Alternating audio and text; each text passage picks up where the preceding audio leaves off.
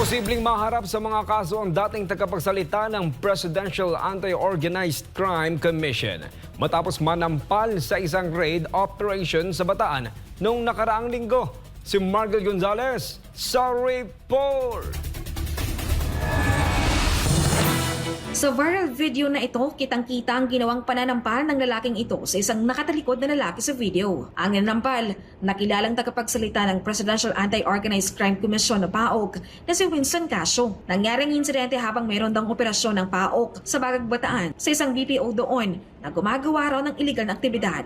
Humingi na ng sorry si Casio sa kanyang inilabas na public apology. Ayon dito, ginawa lang niyang pananampal matapos siyang i-dirty finger ng lalaki na isa sa mga nagtatrabaho sa naturang BPO. Pero ang hepe ng PAOC na si Undersecretary Gilbert Cruz naniniwala na sa halip na nampal si Casio ay kinasuhan na lang sana niya ang lalaki. Ngayon, siya tuloy ang pwedeng maharap sa mga kasong administratibo at kasong kriminal kung may formal na maghain ng reklamo. Yung mali kasi hindi natin pwedeng gamutin pa ng isang mali. So, sabi ko nga kay Dr. Casio, dapat pinailan mo na lang ng kaso. We could have filed cases na lang dyan sa nangarat sa'yo, nag-dirty finger dun sa PAOK and sa media. There were media na present during that time. And practically, they have seen kung ano talaga yung nangyari. Ayun lang nga, yung pananampal hindi natin pwedeng i-justify.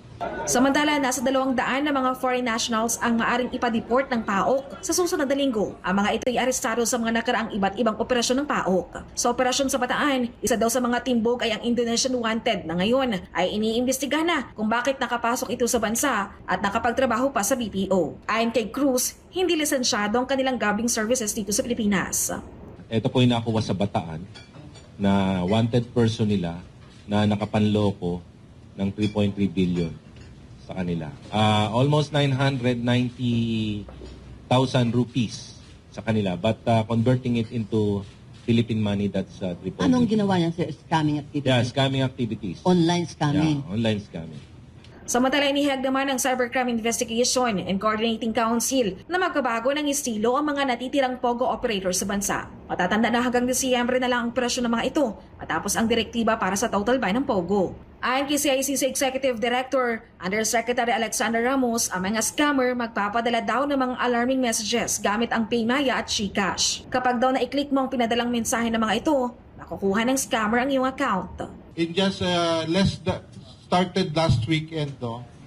Na-detect namin, nag-uumpisa sila ngayon mag-proliferate itong messages in the disguise of a SMS message coming from GCash and Maya. Okay? So, nakalagay dito, mukhang legitimate yung kanilang message. Kasi yung heading, message header nila, GCash or Maya, reminding you to update your account, otherwise isasara. May potential na meron siyang keyboard logger para makita niya tuwing nagpipindot ka ng pin mo, okay? O kung ano man yung mga pinipindot mo sa cellphone mo, nakikita na transmit ito.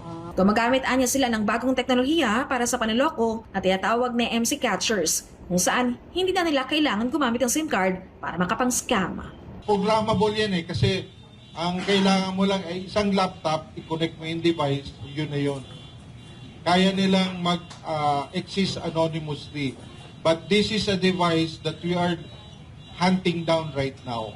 So, ito ho ay kasagutan sa question, bakit dati meron, nawala, ngayon yan na naman. Kasi ho, may bagong technology. Itong technology na to, The SIM catcher? IMSI. Ito ho ay dating hindi ginagamit sa mga syndicated operations. Ngayon ginagamit nila. So, ito yung bagong approach nila to take advantage of the holidays of the Para sa Diyos at Pilipinas Kumahal, Mark Gonzalez, SMN News.